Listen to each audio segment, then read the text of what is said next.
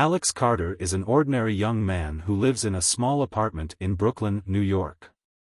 He is a 25-year-old junior programmer at an IT company, and his daily life is to write code, fix bugs, drink coffee, and occasionally play basketball with his colleagues.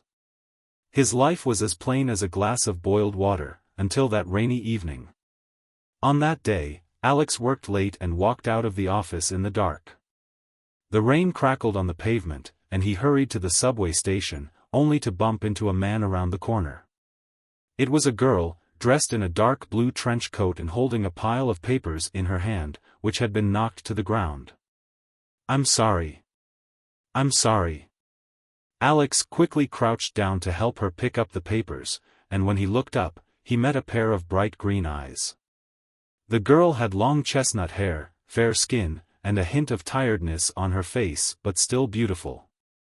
"It's okay," she smiled, her voice gentle, "I didn't see the road either." Alex picked up the last piece of paper for her, and as he handed it to her, he noticed that it read, New York Museum of Art. He couldn't help but ask, "You work in a museum?" "Well, I'm a curatorial assistant," she nodded, "and I'm working overtime today to sort out the exhibition materials." "Coincidentally, I just finished working overtime." Alex scratched his head. "I'm a programmer, and I'm at a nearby tech company." The girl smiled and held out her hand. "I'm Emily." "Alex," he said, taking her hand, feeling his heart beat suddenly. The two walked to the subway station together and chatted a lot on the way. Emily tells him that she is preparing an art exhibition about the Renaissance and that the work is busy but meaningful. Alex shared his love for programming and his interest in writing the occasional minigame. "You still write games?" Emily's eyes lit up. "That's cool. My brother is especially fond of playing games, maybe you can give him some advice." "Of course," Alex said with a smile, "if there's a chance."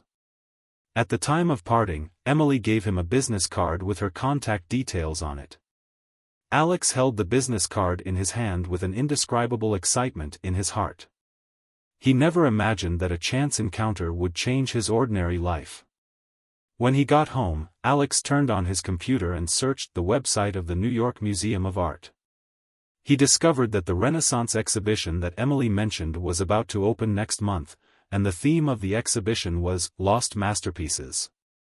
There is a blurry image on the website showing an unfinished painting titled The Mirror of Destiny.